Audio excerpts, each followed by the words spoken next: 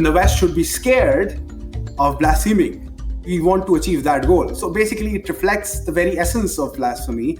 It's not just about offended sensibilities. It's not about protecting certain ideas. It's also about intimidating others who think differently. You're listening to episode 62 of the National Secular Society podcast, produced by Emma Park. In October this year, the MP David Amess was killed in his constituency surgery by a 25-year-old man. The case is still ongoing, but according to reports in the press, the attack is understood to have been motivated by Islamist ideology. The media and political establishment have, however, been chary of going into these ideological motivations. On the other hand, as also reported in the media, abuse directed against Muslims has increased since the murder of Amess and after the car bomb detonated outside Liverpool Women's Hospital in November. In the latter case, the suspect's motivations are still unknown. At the end of November, the Centre for Media Monitoring, a project of the Muslim Council of Britain, released a report on the coverage of both Muslims and Islam in the British media. This report was ostensibly designed to improve journalistic standards by identifying cases of bias or misrepresentation. But critics have argued that the real purpose of the report is to seize control of the discourse on Islam and Muslims in Britain and to restrict free speech. November itself was Islamophobia Awareness Month, a topic which was debated in the House of Commons on the 24th. The Labour MP Afzal Khan, who purported to speak on behalf of 2.7 million British Muslims, focused on the claim that Islamophobia was still rampant in Britain. During the debate, the government was pressed by politicians on the left as to why it had yet to adopt the definition of Islamophobia as a form of racism against Muslims. This definition is advocated by the All-Party Parliamentary Group on British Muslims and by the Muslim Council of Britain. As explained by the Conservative MP Steve Baker, the government prefers the term anti-Muslim hatred because, as he said, racism refers to race, not religion. The National Secular Society also supports the use of this term for a different reason, because it makes a distinction between Muslims and Islam, while Islamophobia muddies the waters. Prejudice against Muslims is, of course, as bad as such prejudice would be against any other people on the grounds of their religion or culture. And there is no doubt that anti-Muslim hatred is still a real problem in Britain. But this does not mean that Islam, any more than any other ideology, should be above criticism. Like many Western countries, Britain is struggling as it tries to preserve secular values amid threats on all sides. Secular values, of course, include such things as human rights, democracy, equality before the law, individual liberty, and, vitally, freedom of thought and speech. If these values are to be preserved and made available to everyone, including to people of minority religions and cultures, then it is vital that we in Britain should be able to discuss difficult issues openly and without fear. With these considerations in mind, my guest today is someone who's able to speak authoritatively about the conflict between secular values and some interpretations of Islam. Kunwar Khuldune Shahid is a journalist and the Pakistan correspondent for The Diplomat, an online magazine covering the Asia-Pacific region. He's also written for many other publications, including The Guardian, The Independent, The New Statesman, The Spectator, and Le Monde. Kunwar, welcome to the podcast. Thank you so much for having me. First of all, you're in Pakistan at the moment. Whereabouts are you and what's it like out there at the moment? I'm based out of Lahore, which is, as things stand, the world's most polluted city. So I have a goal, and my apologies if that reflects in the voice as well. Other than that, it's all right. Let's talk a bit about your background in terms of your philosophical or other beliefs. Were you raised as a Muslim, and are you still one? Yeah, that's a tough question to answer, owing to an array of reasons. First of all, I find it can be difficult to talk about my own self, but also where I live, it's not that easy to express one's beliefs, or rather lack thereof. I was born in a Muslim family. Growing up, went through all the customs, the traditions that an average Muslim household goes through in Pakistan. However, in my personal beliefs, for a long time, actually, I think when I was 12, 13, I've become very anti-theistic in my views of religion, owing to a wide array of reasons, because I personally believe that theology or religious ideology causes more harm than good. For many, it might be a simplistic view of religion itself. If you look at it more broadly, any ideology that is more invested in an intangible afterlife, and at best renders this world a pit stop or an examination hall for the afterlife, obviously does not have the best interest of this world at heart. And then, of course, you have the argument of proof, of evidence, of rationality. There are a lot that can be used. While at the same time, I want to emphasize that politically, I wholeheartedly endorse absolute freedom of belief, absolute freedom of expression, freedom of conscience, freedom of religion, which means that no matter what my personal views on religion are, all ideas, including religious ideas, including anti-religious ideas, absolutely every idea should find space in the public discourse, equal opportunity space. No ideas, as we often define secularism, no ideas should be privileged over others. No ideas, not by the state. If there are other reasons why some people adhere to other ideas more than others, that should be obviously allowed. But the state shouldn't interfere with anyone's individual beliefs. Is what I believe in, whether that's against religion or whether that's for religion. And that's actually something we'll be getting back to, this idea of what the state can and can't do, and not just the state, also powerful organisations. Now, you've written several articles for the National Secular Society, The Spectator, and elsewhere about issues relating to Islam and blasphemy laws in particular, both in Pakistan, the wider Muslim countries around the world, and in the UK. So, first of all, let's start with the sort of the theory or the ideas behind this. What is usually meant when people talk about political Islam, and how does that differ from Islam as a religion? I think when you say political Islam, this is my personal view. It's almost like you use certain words and you say them twice, but because they mean different things in different languages. For example, you say naan bread in Britain, or chai tea, although chai also means tea, and naan also means bread. So when you say political Islam, it's sort of like you're doubling down on the political aspect of Islam, because Islam intrinsically is a political ideology. However, one can understand, and I personally have endorsed this as well, there's a need to separate Islam as an ideology, as a belief system, or even as a cultural experience, or as a lived experience. There's a need to separate that from Muslim communities or members of the Muslim community. You asked me whether or not I still am a Muslim. Despite my views on religion, despite my views on Islam, I would like to separate Islam from the Muslim identity. Because when you say, for example, if I say I'm no longer a Muslim because I don't believe in Islam, you're basically endorsing the Islamist argument that the entirety of the Muslim identity is based on Islam. So once you remove that is one is no longer a Muslim. I personally don't endorse that. This is not to say that I do not celebrate and appreciate what vocally ex-Muslims are doing. It's incredibly brave to come out as an ex-Muslim, not just in the Muslim majority country. In fact, you can't do it over here. You can't use that label publicly in most Muslim majority countries, but even in the UK, even in the US. It's absolutely incredibly brave of them to do that. But I still believe that there is a lot more to Muslim identity than mere belief. So you're saying it's possible to be a cultural Muslim even if you don't believe in Islamic sort of theology, just as, say, it's possible to be culturally Jewish without believing in any sort of God, Jewish God, or culturally Christian without believing in a Christian God. Absolutely, not just when you say not believing or partially believing, because no two Muslims, no two Jews, no two Christians, even if they're believing and practicing, would agree, on every single point of the theology of their religion. And what you're saying is that some of those who are sort of Islamists, really strongly political in their use of Islamic ideology, want to say is that if you don't subscribe to all the particular doctrines, then you don't count as a true Muslim. Is that what some people are trying to argue?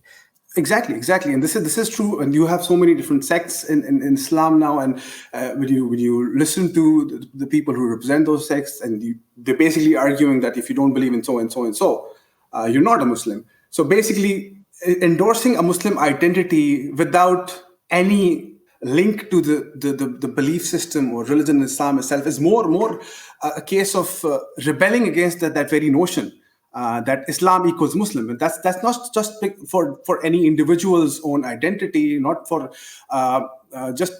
any particular political reform. It's basically to render a dangerous idea redundant. That's how I see it. Well, talking of dangerous ideas, let's talk about blasphemy laws in Islamic countries. So in Pakistan and in about 11 or so other countries, blasphemy against Islam, but not against other religions, still carries the death penalty. So first of all, who decides what counts as blasphemy against Islam for the purpose of the laws of these countries? I mean, you mentioned blasphemy, and we're having this discussion at a time that, over the past week alone, just to give you a few examples at the top of my head, northern Syria banned certain textbooks because they deemed them blasphemous over the depiction of Islam's prophet Muhammad. Then there is a verdict from the Indonesian court that gave the Indonesian government complete right to ban whatever they see on the internet that they deem inappropriate, which is another way of implementing a digital blasphemy law. In Saudi Arabia, a man was arrested because of something he posted on Twitter. In Egypt, a prominent lawyer and thinker, Ahmed Abdul Mahar, has been sentenced to 5 years in prison because of something he said about the Islamic month of Ramadan. And you mentioned Pakistan. In Pakistan, over the past 4 days alone, you had a case of a police station being burnt by a mob of thousands because the police refused to hand over a blasphemy suspect. And another four persons were charged with blasphemy simply because they asked the local mosque to make a funeral announcement for a Christian. Now, these are just incidents from the past week. It's not a coincidence, of course, because we could be talking any date of any month of any year, and the odds are that a blasphemy case somewhere in the Muslim world would at most be a couple of days away from our conversation. That's how frequent these cases are. And yet they don't seem to make the headlines. So you talk about blasphemy, and your question was who gets to decide that. In countries like Pakistan, it's absolutely the mob that gets to decide that. It's the mob that's lynching people. It's the mob that's burning localities, burning police stations. They're desecrating places of worship. Even mosques can be desecrated if they belong to the wrong sect. So in Pakistan, it's the mobs that decide that. They're facilitated by the state. Of course, we can go on and on and on about how the state is facilitating them. In countries like Saudi Arabia and countries like Iran, it's codified.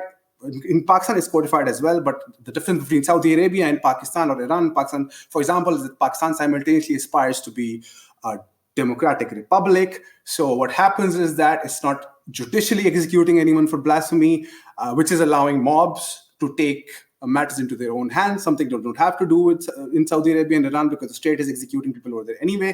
This is, of course, not to endorse Saudi Arabia or Iran. It's just that there's a diverse array of people being persecuted in a diverse array of ways over a crime that does not have any victims.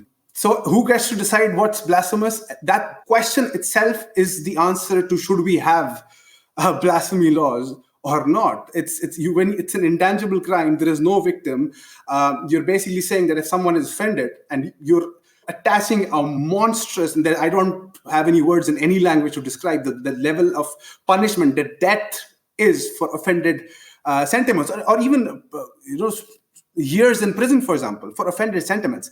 Yeah, it's a you're right, as you say, it's a victimless crime because who are you offending? Well, you're sinning against a God who may or may not exist according to someone's idea of what that God might or might not be offended by. Yeah, exactly, absolutely. And in Pakistan, you talked about the mob. Well, so I mean, how does it come about that they get so angry and they go out and they burn a mosque or attack people? How did these particular incidents sort of build up? How do they snowball? It could start with something as trivial as a Christian woman drinking water from a glass that belonged to a Muslim person. That's what happened to Asia Bibi, who made headlines because she was accused of blasphemy over a conversation. She was accused of blasphemy initially from drinking water, because of drinking water from the wrong glass, and then the local Islamic cleric added unsubstantiated claims that she said this about that and she said that. None of that was substantiated, and it was actually proven later on that was half of it was made up. So it could just start with something as trivial as that, but it could also be something that's happening in France, for example, as bizarre as it sounds. For example, if Charlie Hebdo, they published cartoons depicting Muhammad, then Islamist mobs in Pakistan would take it upon themselves to burn down Pakistani property because the Pakistani state will not expel the French ambassador. That's how things happen in Pakistan. Now, basically, why is that happening? That is happening because you've codified the idea that offending Islam merits death. So when you're doing that and yet nobody's killing anyone, then the mob says, maybe we should be more expressive in our outrage. Maybe that will make a difference. Quite often it's a personal dispute. If it's a dispute between a Muslim and someone who's not a Muslim or the wrong kind of Muslim, quote unquote, they would use just use the blasphemy card and accuse anyone of anything. That's what happens quite frequently in Pakistan. So it's about power, really. Who has the power to, or they can use blasphemy as a weapon to attack people they don't like. Absolutely, and it's the state. In Pakistan's case, of course, each Muslim state has its own history with blasphemy, its own path towards endorsing these laws. But in Pakistan, it's the state that has handed over the blasphemy law to the mobs. Or like I said, because it's confused between what it wants and what it aspires to be and what it can't be. Have you personally ever been affected by the blasphemy laws, or are you afraid that you might be? I was afraid a few minutes ago when I was telling you what I believed in. So that's just how it is. I mean, I don't personally, as far as I am concerned, I don't want to tell you another story of victimhood. I think we have far too many of those in the global discourse today. There's far too many people, participating in who gets to be a bigger victim. So my thoughts and my ideas are not based on how big a threat certain ideas pose to it, and it's not an SOS call. It's not a call to rescue dissenters or rescue free thinkers. It's basically a reality check when it comes to what certain ideas that are being endorsed in other parts of the world and the impact they have in our part of the world. So you wrote earlier this year about the way that Imran Khan, the current Prime Minister of Pakistan, would like to see Islamic blasphemy laws imposed on all countries around the world, including in the West. And as far as I understand, there are some other Muslim leaders who would be sympathetic to that view. What would be the aims of doing this, of imposing Islamic blasphemy laws everywhere? The aim of imposing Islamic blasphemy laws everywhere is basically pandering to the domestic Islamist vote bank. Imran Khan, despite his many flaws and many wide gamut of idiocies, is fully aware that the West is not going to sentence people for death over blasphemy. Not anymore. They did that 500 years ago. Probably not going to happen anytime soon over there. So he knows that fully well. But what he's basically doing is when the mob, and when we say the mob, in Pakistan, without getting too much into Pakistani politics, in Pakistan, the mob is designated by the Tehreek-e-Labbaik Pakistan today. So the Tehreek-e-Labbaik Pakistan is also a political party that was the third most popular party in 2018, in the elections of 2018. So he's technically that party, which was designated a terror group earlier this year and now is back to being a political party. Imran Khan wants to challenge those groups as well because he doesn't want to lose out to them, because one never knows when a radical movement transforms into a political movement and it becomes an electoral threat. Of course, Imran Khan individually, and not just Imran Khan, most of the proponents of Islamism in the Muslim majority countries, they personally adhere to the idea that blasphemy should not be allowed, should be censored. Some might even believe that they should be harshly penalized. But to say something like we want the same blasphemy laws in the West, and he said it explicitly. I think I quoted him in the article as well. He said that people in the West should be scared of blaspheming. We want to achieve that goal. So basically, it reflects the very essence of blasphemy. It's not just about offended sensibilities. It's not about protecting certain ideas. It's also about intimidating others who think differently.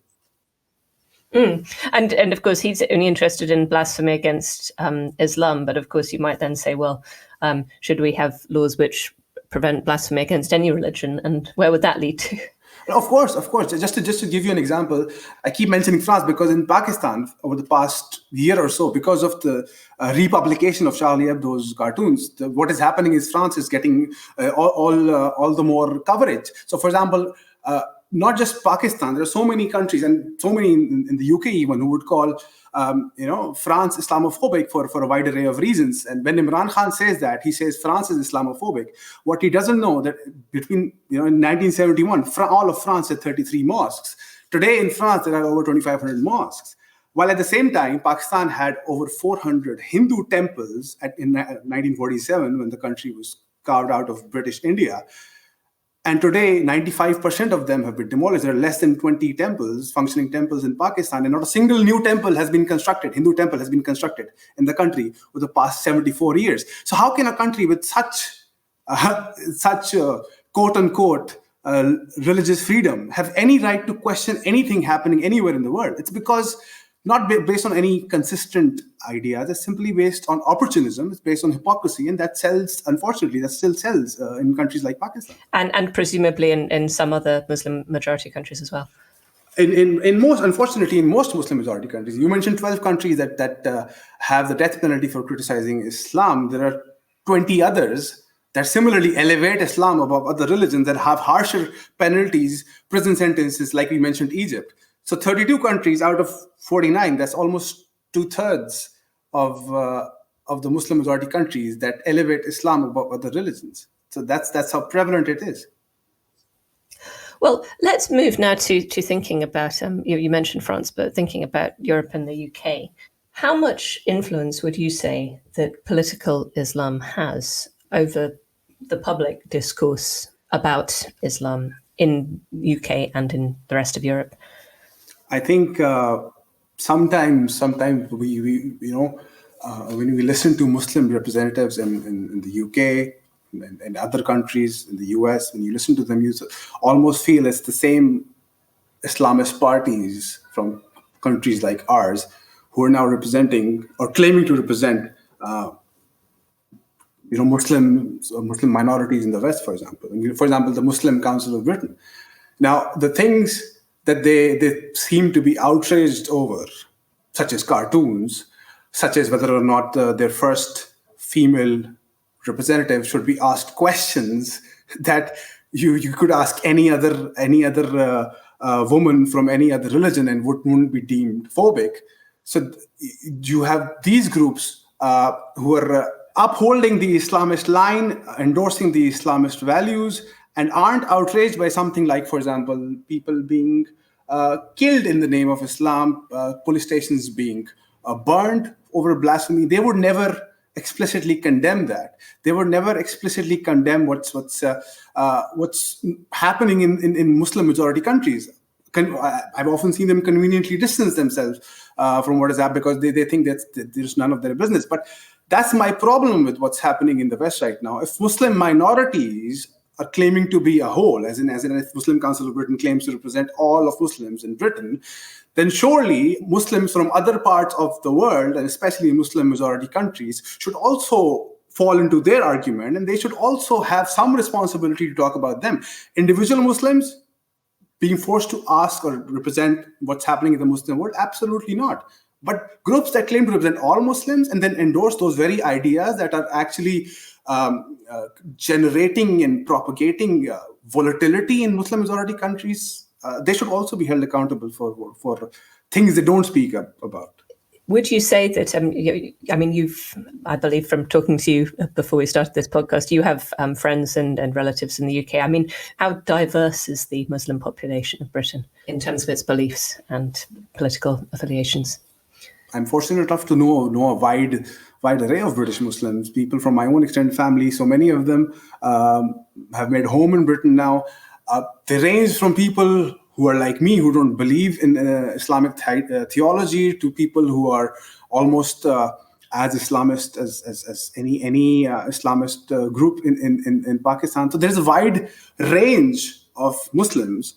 But unfortunately, what I see is that when you look at Muslim representatives and you pose the difficult questions to them, more often than not, they have the same regressive ideas. So while the Muslim population is diverse, those representing, whether that's in Britain, whether that's in the US, whether that's in other Western European countries, more often than not, they have a very monolithic take on what Muslims feel and what Muslims are and what offends Muslims. And these leaders, sort of self-proclaimed leaders, do they have close connections with sort of the more fundamentalist ideology of Islam in other countries such as, I don't know, Pakistan, Saudi Arabia, Iran? Of course. So much of what we now call political Islam or Islamism or a more restrictive brand of Islam has been funded by Saudi Arabia, has been funded by Qatar, has been, in the Sunni half of the Muslim world, it's the Gulf states, it's the Sunni Gulf states who are doing that. And in the Shia half, you have Iran that wants to perpetuate its version of Shia Islamism. And Pakistan, for example, since I come from Pakistan, there are so many groups that are exercising violence, not just endorsing political Islam. They're exercising violence in Pakistan, but they have offices in Britain. That's how it is right now. I could name a few organizations. I don't know if I can, but they're there in Britain, and they're endorsing religious apartheid. They're endorsing murders for blasphemy from mosques in the UK. And when you talk about that, those representing Muslims would highlight that somehow tarnishing the entire Muslim community with the same regressive brush, while they perhaps don't want to look inwards themselves. So there are certainly links among some parts of say the Muslim leaders or the more fundamentalist Muslims with these very regressive ideas, but that certainly doesn't represent all Muslims. So and yet they might get accidentally tarnished by the same bad reputation just because there's not enough ability, say in the media or in public discourse in somewhere like the UK, to make distinctions between different ideas, different attitudes among different Muslims. Yeah, absolutely, yeah. For example, if we're talking about the effects of this influence of Islamist sort of fundamentalism, as you know, we've just had 2 terrorist attacks in Britain within a month. One on the 15th of October, which was the murder of the MP David Amess, and then on the 14th of November, which was the bomb set off outside the Liverpool Women's Hospital. Now, the suspect in the David Amess case is being charged by the Crown Prosecution Service with murder with religious and ideological motivations. It has not yet been established what the motivations were of the perpetrator of the bombing. The suspect, whose real name is thought to be Ahmed El-Swilmin, is believed to have converted from Islam to Christianity after he moved to the UK from the Middle East a few years ago.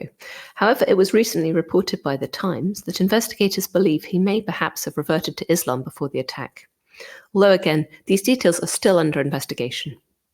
In your view, is this the sort of thing that is likely to happen as long as these, are these fundamentalist ideologies out there? Are they being made available to, communicated to some Muslims in the UK?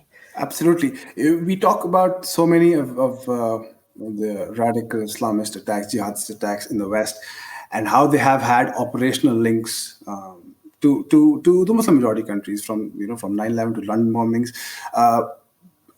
There is obviously operational link. That's one aspect of it, and that needs to be addressed.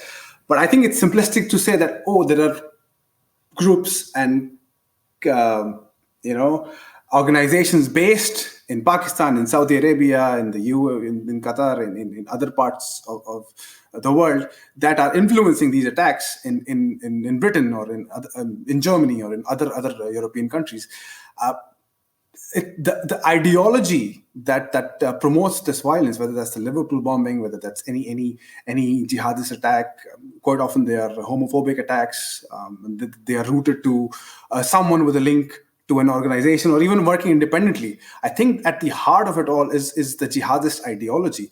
And at the heart of the jihadist ideology are those aspects of Islam that are discriminatory, and not just discriminatory, they endorse violence against certain communities. For example, homophobia is not exclusively an Islamic thing, and of course, one can argue that other religions have been guilty of gorier versions of exhibits of homophobia. But in 2021, the only countries that mandate death for homosexuality are all Muslim majority countries. So the ideology that someone with a certain sexuality, someone with a certain belief system, for example, someone who's an apostate, someone even belonging to another sect of Islam. Asad Shah, for example, in 2016, who was an Ahmadi shopkeeper based in Glasgow, he was killed simply because of his Ahmadi identity.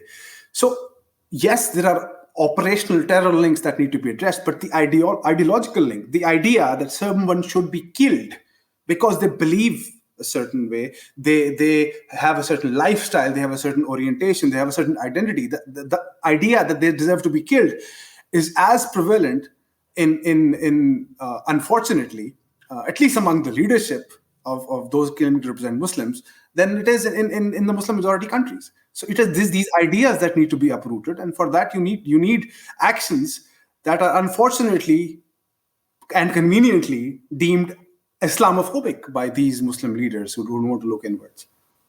Well, let's talk about the term, the difficult concept of Islamophobia, and let's talk about both from the perspective of what the Muslim leaders are doing with it, but also the way that this concept has been received and treated by Western media. Because I think you've talked about this before, that it's actually the case that Western journalists, Western public authorities are not really doing dissenters or apostates any favors by their attitude towards this idea of Islamophobia. They're being quite deferential towards it. And indeed, in this podcast, a theme has been that there is a deference to religion of all kinds in Britain and other countries at the moment, which is sort of preventing people from acting appropriately, robustly against extremists. The Muslim Council of Britain, for example, which you've mentioned already, they wanted to have this definition of Islamophobia. As that they define it as Islamophobia is rooted in racism, and it is a type of racism that targets expressions of Muslimness or perceived Muslimness. So that is their official definition in their document, which they recently produced on defining Islamophobia. Kunwar, for you, what are the difficulties with this whole way that Islamophobia has been defined? Because it's been defined as a form of racism. What are the problems with that? The definition that you've just read out, that comes from Muslim Council of Britain, if you analyze it, one can definitely agree with what they're saying, but that's not how they implement it. So, for example, if perceived Muslimness or someone being targeted because they're Muslim, or Muslim community as a whole being discriminated against, if that's what you want to fight against, I think that's something we can and should rally behind. But then they also include satire on Islam within the same definition as well. How does satire on Islam target a Muslim community, for example? And that's the problem with the term Islamophobia. It mentions Islam, it does not mention Muslim community. So if we're called Muslim phobia, we wouldn't have a problem. When you say Islamophobia, regardless of how compact your definition is, regardless of you equating it with racism, although of course there are so many different races that are there to Islam, but then since we also argue that the Muslim identity itself is separate from the Islamic doctrine, so we can agree with that. Muslim identity itself can be targeted, whether that's racism, whether or not. It's still like a cultural targeting rather than racism. That's a form of discrimination. That's something we can all agree with. But why call it Islamophobia? And this is where the problem is. You don't witness the same outrage when it comes to, for example, what's happening to Muslims, even in Muslim majority countries. You don't. Kashmir, for example, is not a big enough cause in the West. Maybe in Pakistan, of course, because of Pakistani politics, but you don't talk about what's happening to Kashmiris.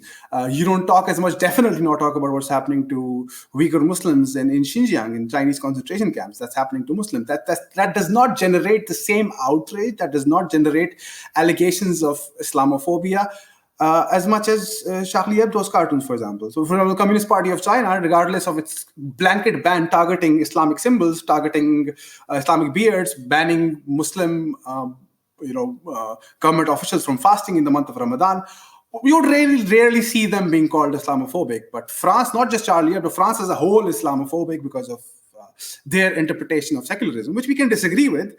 But the duplicity here is quite evident. So the interest of the wider Muslim communities, and this is true whether that's the Muslim minorities.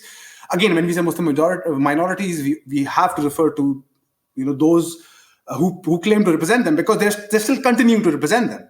There's not a movement that's basically asking them to step down. That nobody, whether there's a diverse array of Muslims, but still they're okay with Muslim Council of Britain, for example, representing them. So that's also a fact. So that's the problem with the term Islamophobia, that it is quite often used to safeguard Islam from critique, and not just quite often, more often than not, it's designed to protect Islam as compared to Muslims. And the bigger problem, this is a problem that one can identify in the Western discourse. When you talk about the discourse in the Muslim world, for example.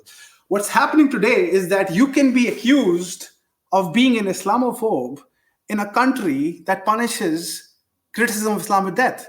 So phobia, which literally means irrational fear, you're basically saying you have an irrational fear of Islam, even though you live in a country that says if you criticize Islam, you'll be sentenced to death. So that's how bizarre things have been. That's how bizarre this term is, that now you see people who are inspired by certain wokist, leftist ideologies emanating from the West, and they're co-opting them in our parts of the world, and they're using terms like Islamophobia without realizing the ground realities of their own countries. So this term is not only impacting the discourse in the West, it's definitely impacting the realities and the freedoms that certain people enjoy or do not enjoy in the Muslim majority countries. You might almost say that perhaps in some countries, fear of Islam is not an irrational fear; it's quite a rational fear if you hold certain beliefs.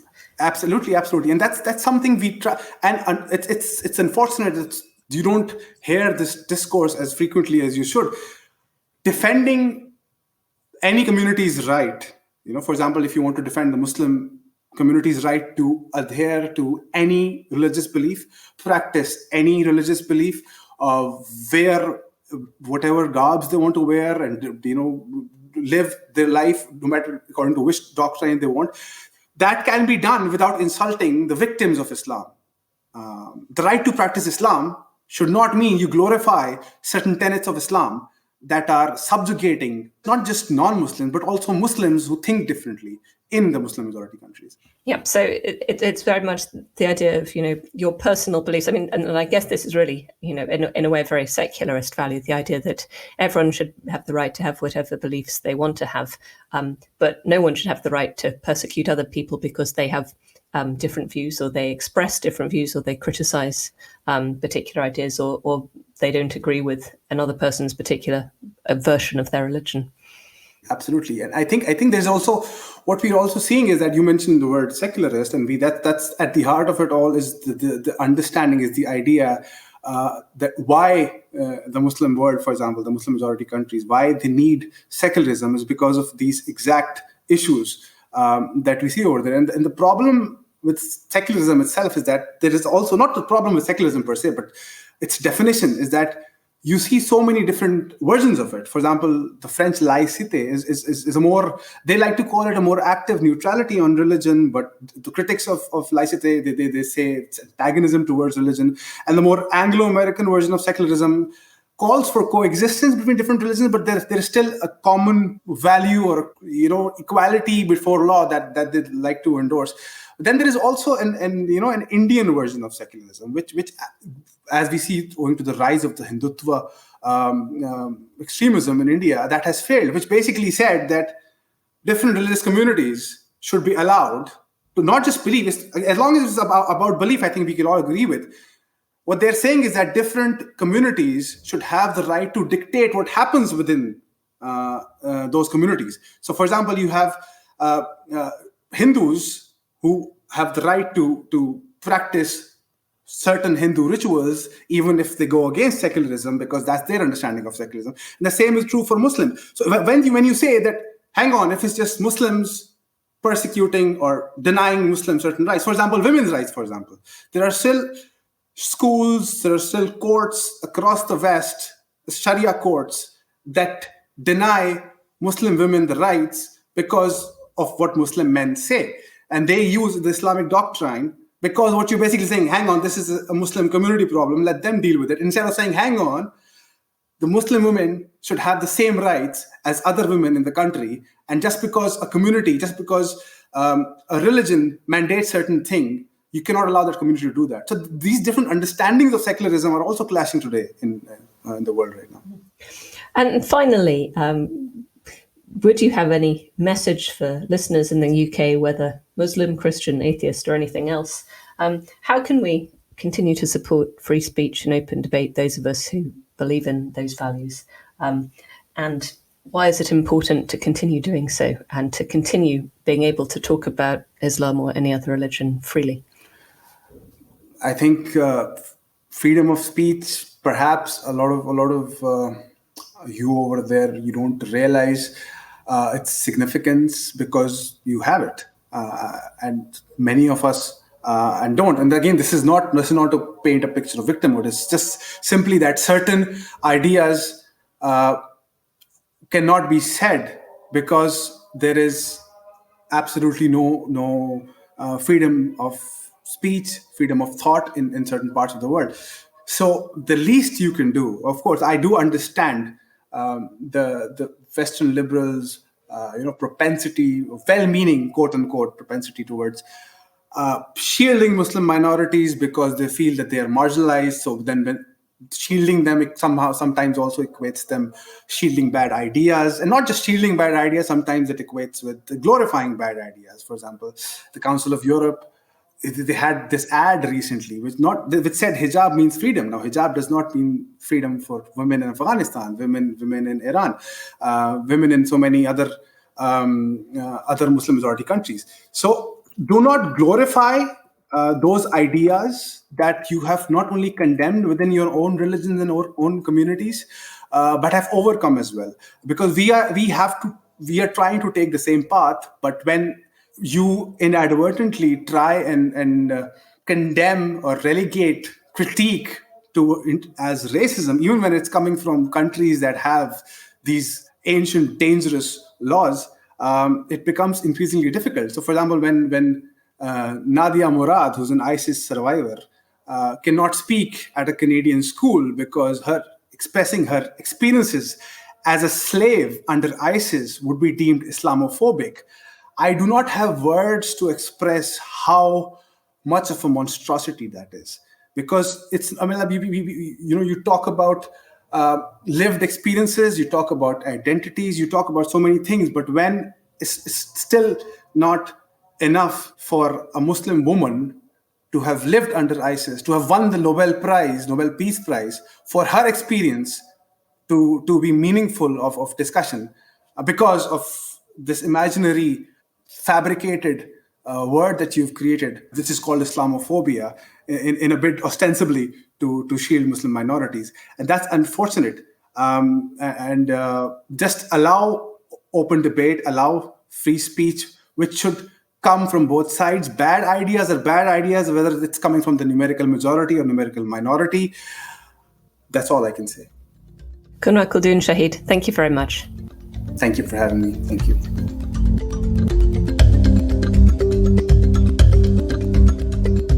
This episode was produced by the National Secular Society, all rights reserved. The views expressed by contributors do not necessarily represent those of the NSS. You can access the show notes and subscriber information for this and all our episodes at secularism.org.uk/podcast. For feedback, comments and suggestions, please email podcast@secularism.org.uk. If you enjoyed this episode, please subscribe and leave us a positive review wherever you can. Thanks for listening, and I hope you can join us next time.